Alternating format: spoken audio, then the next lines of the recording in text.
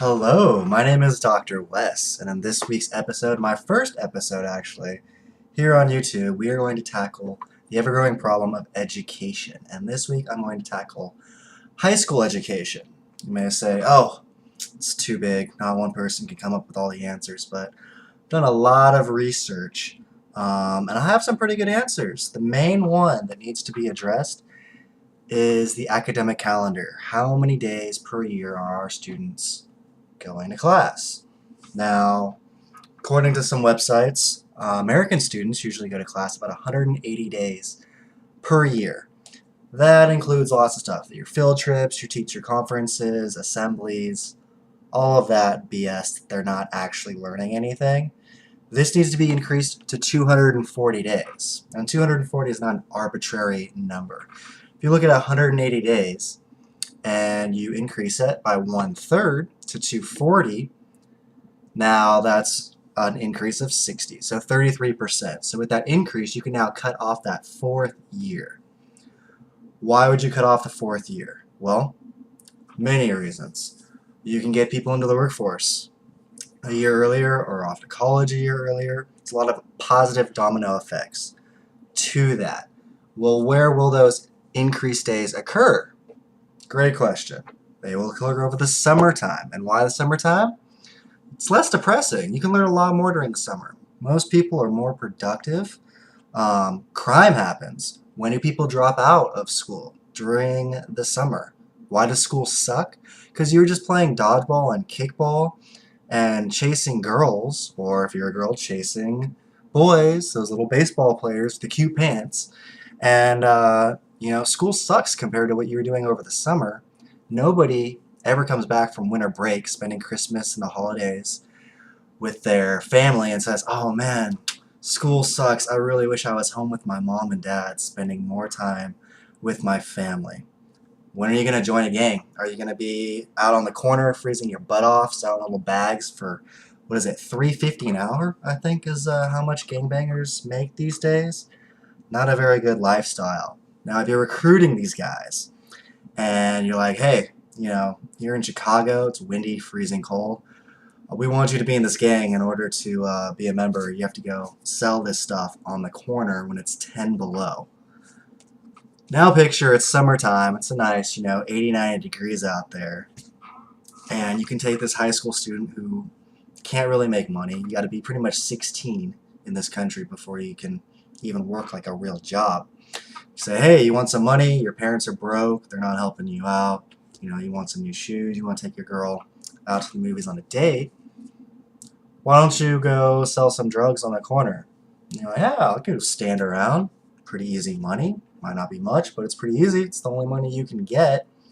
That all goes away if you are in school during the summer time.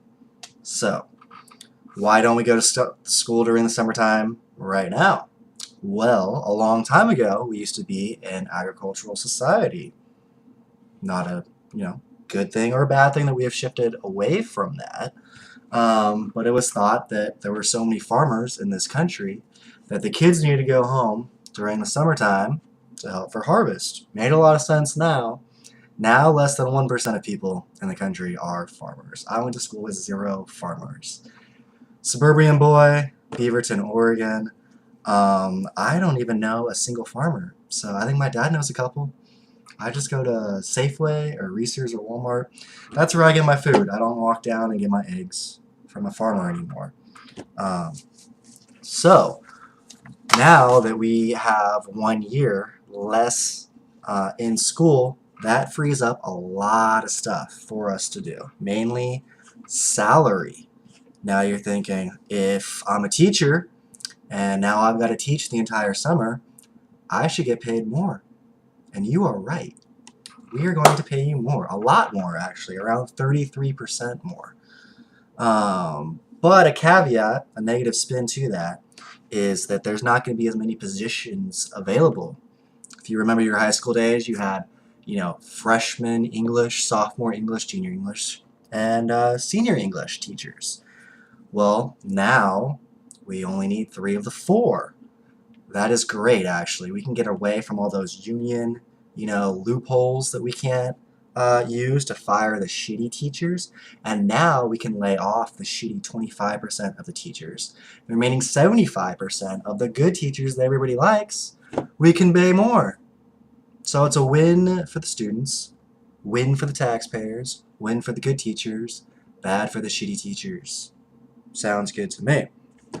So, where are we going to go from there? Why do we want to get rid of our shitty teachers? Well, there was actually a study done and said that the United States, as compared to other countries, mainly Finland, is lacking.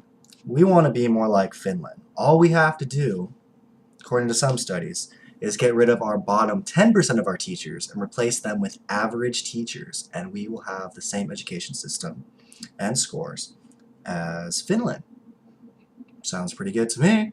I mean, I think they're in like the top 5, so you can't complain. If you're in the top 5 of anything, probably doing pretty well. The only thing we're in the top 5 in is confidence. All of our students think that the United States and that they are the brightest and the best. Unfortunately, facts and life say otherwise. So be confident. Just you're gonna get your hopes crushed when you get into the real world. And the people from India and China and Japan and other countries and Germany are doing a much better job than you are. People want to hire them instead of you because you got a shitty education. So, I was alarmed at some stuff when doing this research. We pay a lot of money per pupil or per person in our high schools. Around $10,000 in some states like New Jersey are like $13,000. Texas, a little lower. That's good. But $10,000, you can get like a state level college education with your room, board, and food paid for. That's surely better than a high school education. Why is high school should be significantly cheaper than that? So I'm going to go through some other cost-cutting measures to get that $10,000 down to a more manageable, feasible number. So, what is one area besides cutting teachers' pay, which does not need to be done, probably needs to be increased to attract more people to the profession? Textbooks. I am a chemist, so I'm actually not a doctor yet. I'm in my last year of chemistry. And the science industry and technology is changing pretty fast. But 99% of it has pretty much been the same over the last 100 years. We don't need brand new textbooks every single year. It's a little ridiculous. What can we do? We can get, the electronic, the Kindles, the iPads. I don't want to leave out any brands, but like HP's got one. Everybody's got one of those little pads, little like 5x8s that you can read all of your texts on. And there's a lot of free reading, textbooks and open source, education that people make for free. And that is a great service that we need to take advantage of. So for a small initial investment, we can get, electronic devices for every student and not have to buy new textbooks every 2 years. Textbooks are expensive, like a couple $100. And most of them aren't even written well, and the answer keys don't even answer the questions properly, like they don't get checked. So how much do textbooks cost? There's an estimate that around 10% of the total cost is in textbooks. So $900 to $1,000 per student. Now we can't get that down to zero even after you get your electronic reading devices, but you can get it down pretty far. So let's say, we can save 90% of the textbook's fee. So that's $900 that we've just reduced from that. Pretty much no harm. I don't really see any harm that could come from people, having versions that are electronic compared to textbooks. Now, if you have a textbook and something has changed in the last couple of years, you have to reprint a whole new big fat textbook that hurts your back and your shoulders from carrying it around all frickin' day, or it gets jammed into your locker, or you spill your Mountain Dew or your Powerade or whatever kids are drinking, your Rock Stars and energy drinks, on your textbooks. and it's pretty ruined. Get a little waterproof thing onto your Kindle and you are good to go. But if you update something, you know, say they've found some new prime numbers that you want to put into the textbooks, or we found the God particle, the Higgs boson particle. We want to put that into all of our science books, in the next couple of years. If you got an electronic version, all you have to do is really update that, and then it downloads in a couple seconds, and now you have the new revised version. Didn't really have to pay for it, or maybe you just have to pay a couple bucks just for a couple pages change. Now if you have a textbook and a couple pages change, now you got to get rid of thousands of dollars of textbooks and buy completely brand new ones, where the majority of information is the exact same. So, textbooks aside, let's go to my second way of cutting costs, and that is energy. My estimates say that the average energy cost per student is around $260. And that's annually, so most people at home would say, oh, if my entire utility bills were for water, electric, heating, all that stuff was only $260 for each person in my family per year, that'd be great. That'd be a big savings. But you have a whole lot of people, much bigger population density, so your utility costs should be down. How can we reduce these? We can have temperature programming thermostats where it goes from 65 to 75 degrees depending on the season with a high swing temperature. What a swing temperature is say you set your heater to 70 degrees. If you have a swing setting of 4, it will go plus or minus 2 degrees. So that means it'll go all the way down to 68 and then only kick on then and raise it all the way to 72 and wait for it to go all the way back down to 68. Most of our thermostats don't work that way. They work to where if you want to set it at 70 degrees, the second as it gets to 69.5, it's kicking on. And then when it gets up to 70.5, it's kicking off again. So we can have, an 8, 12, a huge swing temperature that, saves us a lot of money. Lights, we're probably going to be going to either CFLs or LEDs pretty soon, so that naturally should go down a little bit. If you've ever been to a school in the last year or two, you will notice that there are lights on everywhere that do not need to be on. There's a school, Davenport, forget the state that was in. They have hall monitors. They just go in and they give little guilt trip warnings to the teachers that don't turn their lights off in their classrooms, and it saves them a lot of money. In fact, they've actually reduced it to $88 per pupil. So take the country average of $260, and now you're going down to $88. Savings of $172. That, along with textbooks, is now around $1,172, or $8,800 estimated per student. So, taxpayers looking pretty good for you so far. Especially property taxes, which are freaking outrageous in some states. The reasoning? Because they're paying way too much money for a shitty education. That's where your property taxes are going, and it sucks. Especially old people getting kicked out of their homes because they're on fixed income and the property taxes just go up and up and up. It's not fair for the old people. So, and I don't mean to say old people in a negative connotation.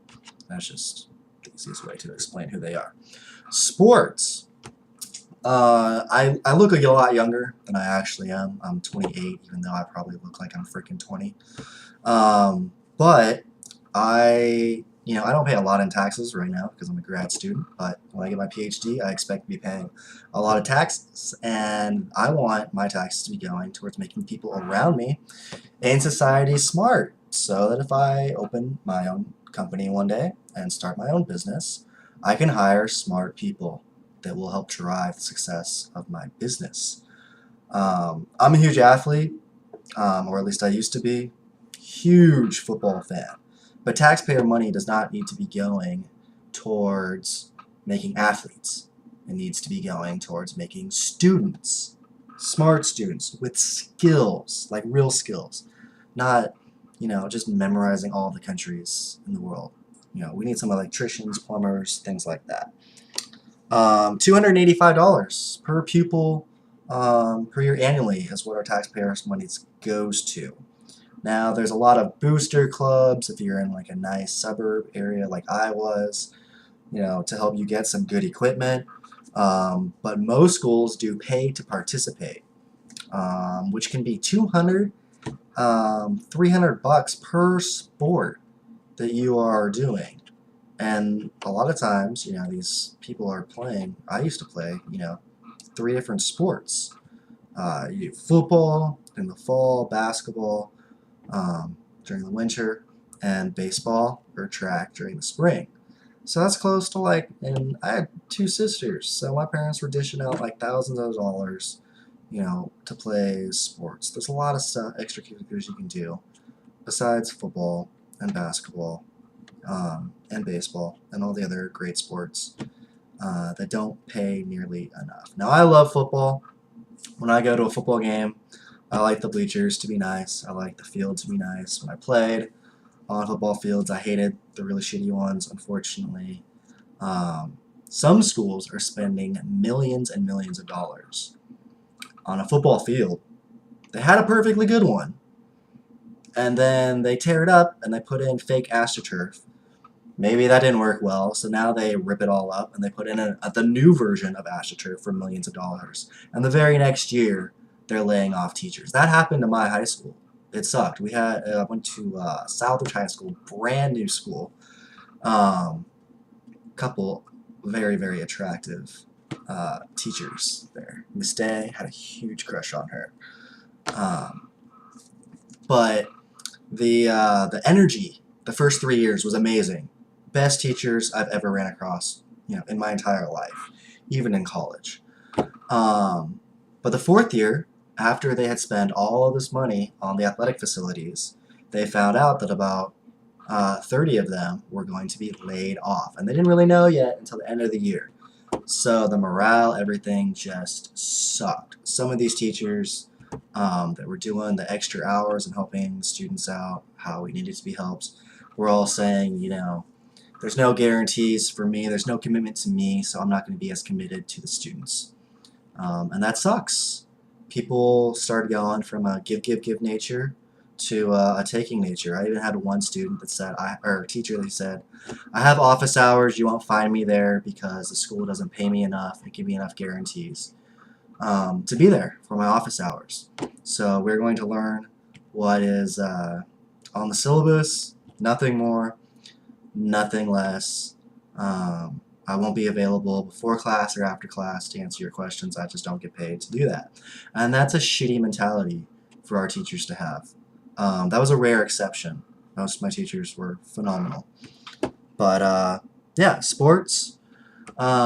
We shouldn't be investing so much into our sports facilities and or band or choir or acting, drama, to where it's taking away from getting a quality education.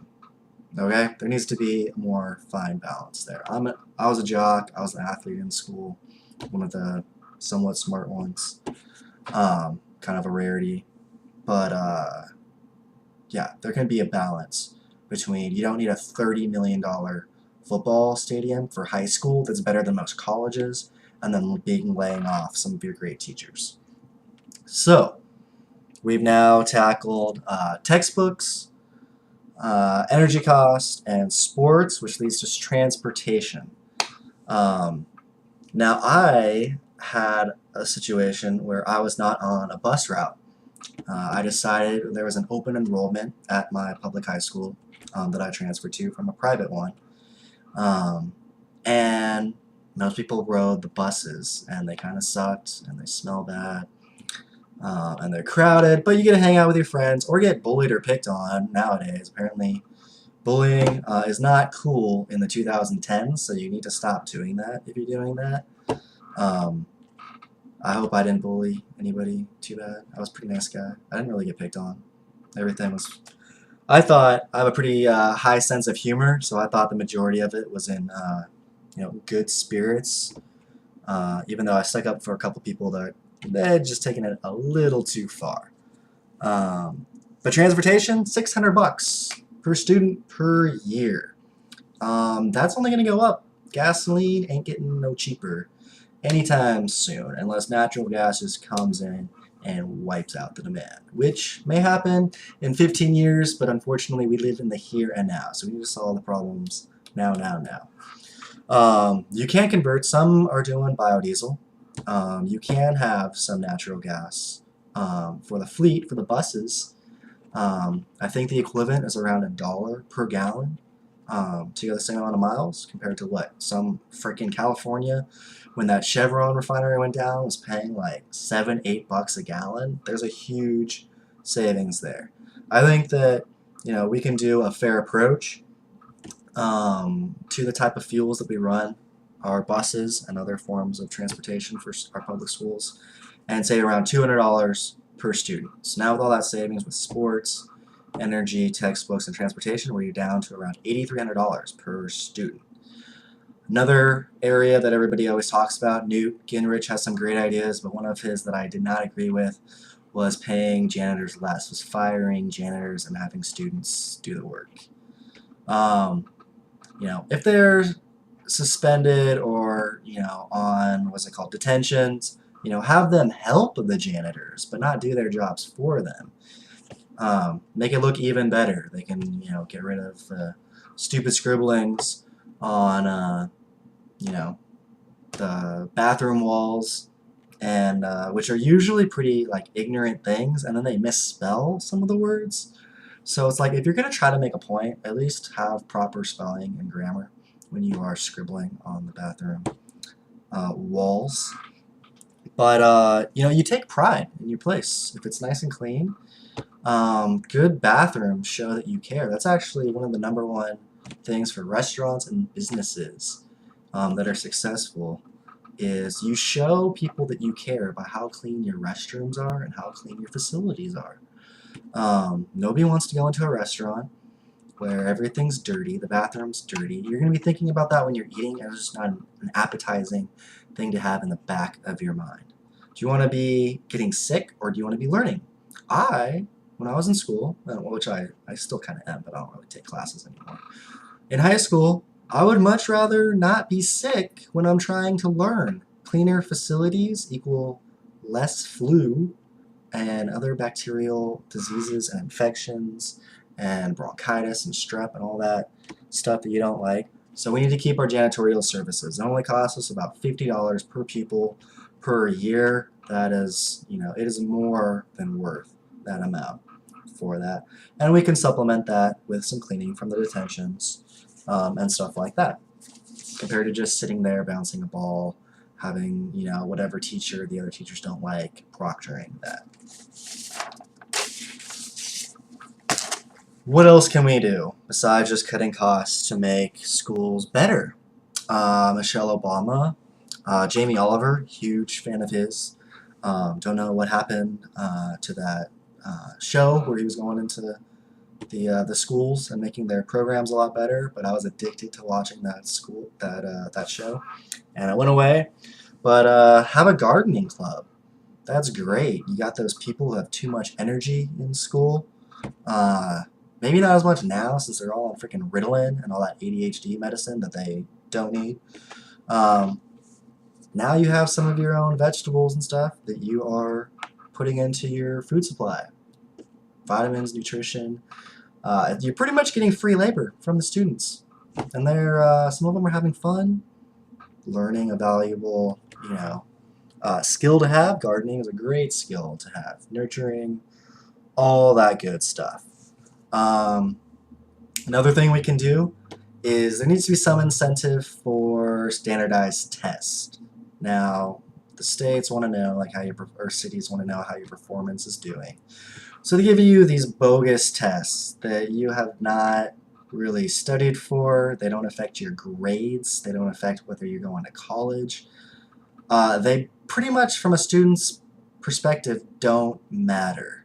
You just have to sit down and fill in some bubbles, or just fill in C or B or C every time. I don't know what you're supposed to, which one is the correct answer now.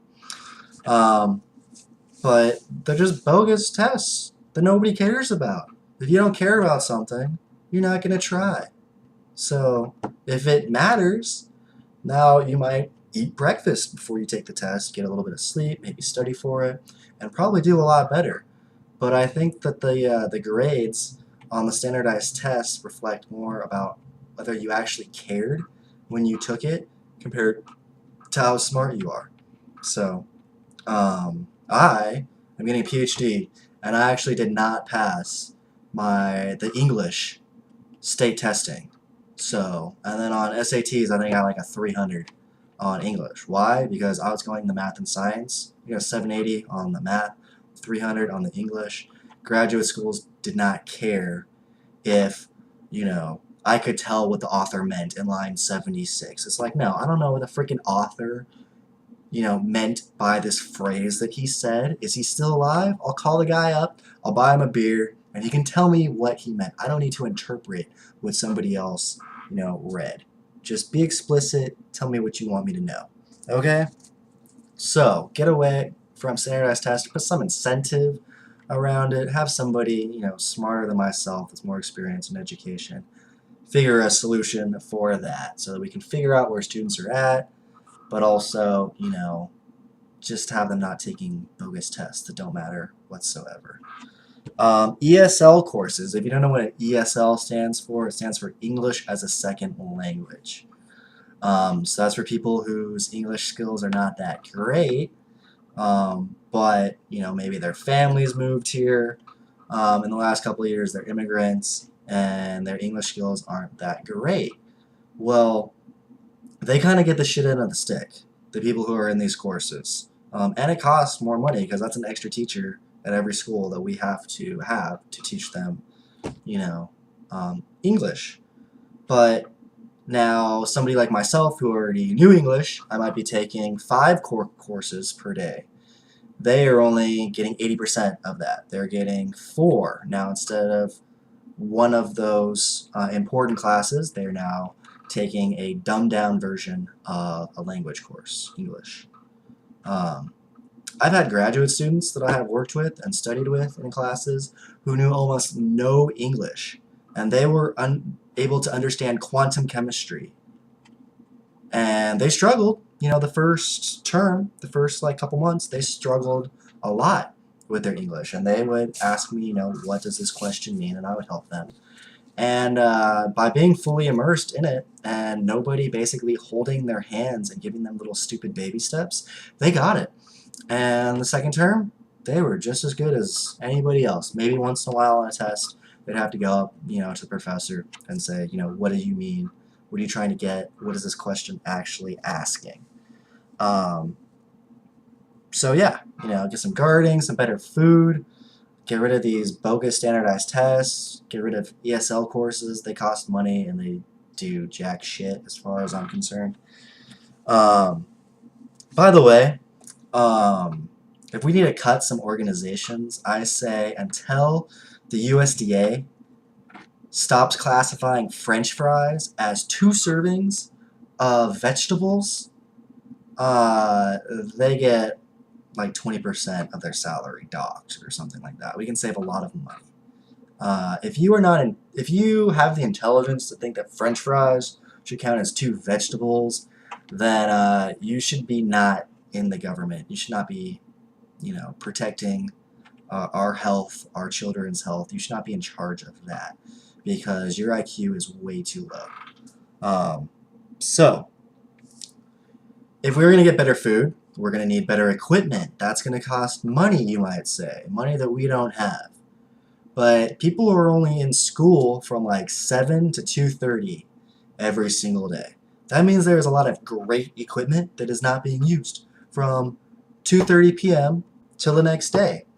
Say somebody in the local area, probably hundreds, at least dozens, want to start up their own catering company, but they don't have the $10,000 to have their own kitchen. And in some states you need a permit saying you're cooking your food in like a registered professional kitchen, all stainless steel and everything. Problem solved.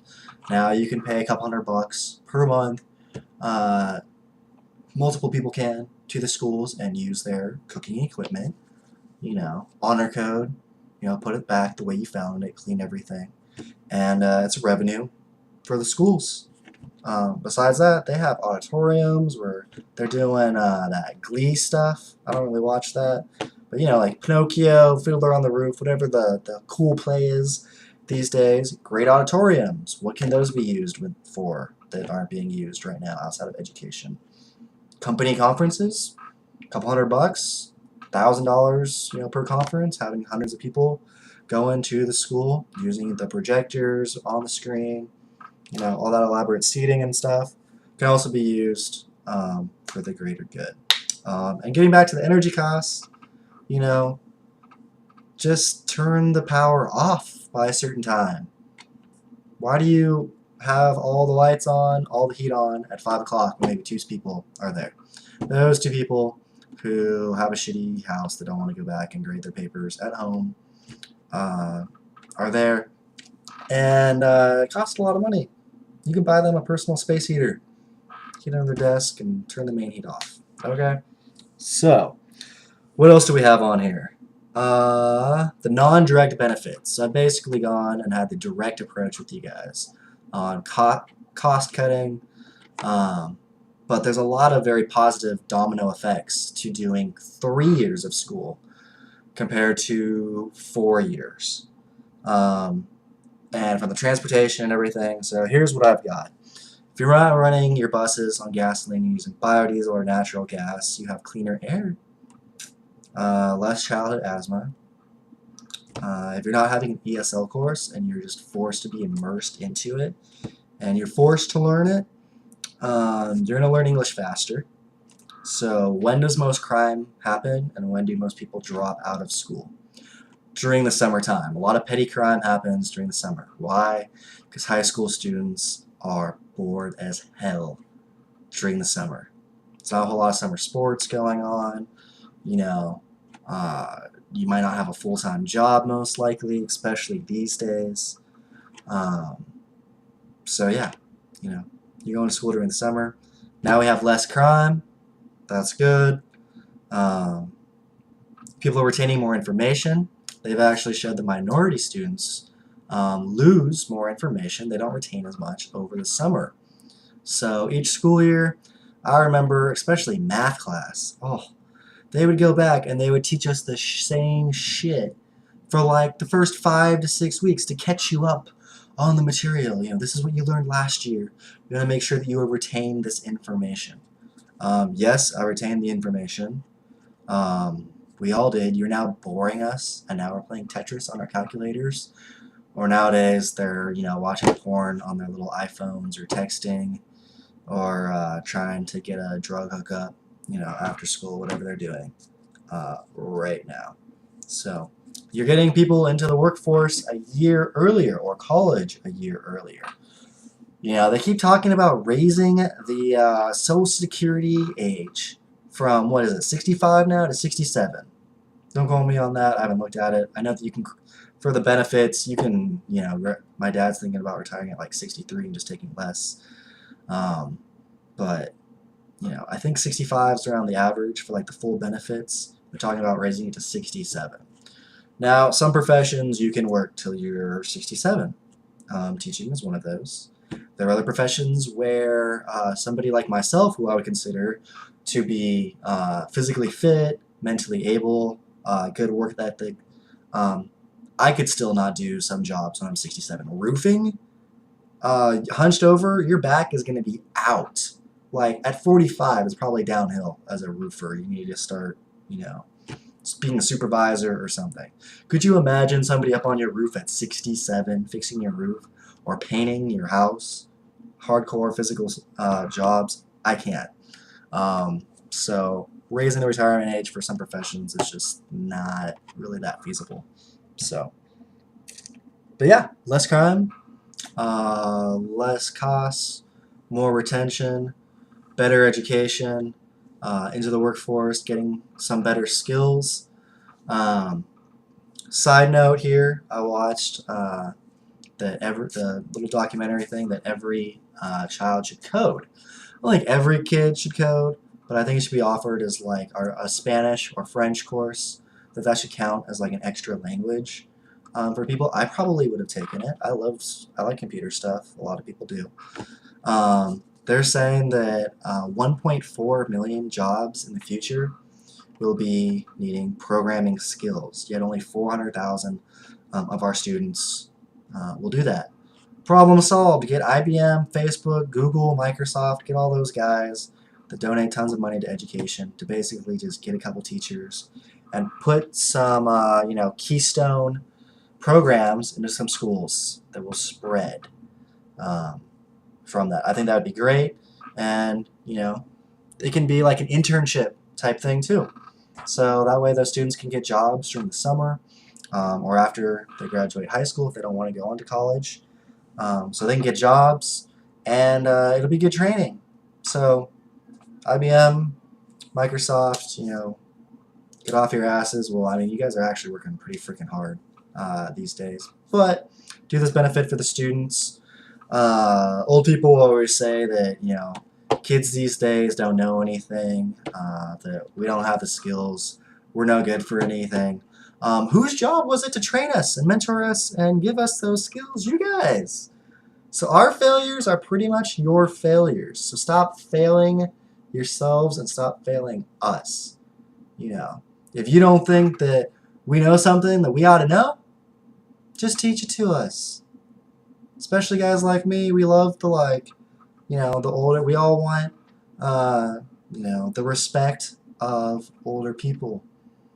Some of you guys smell a little bad, but the ones that tell the cool fishing stories, you guys are awesome. We love you guys. You can teach us anything that you want, and we will be huge sponges, and we will absorb all of it. So that pretty much concludes my first episode. I'm going to try to tackle and do research on a new problem within the United States society and how to solve that each week.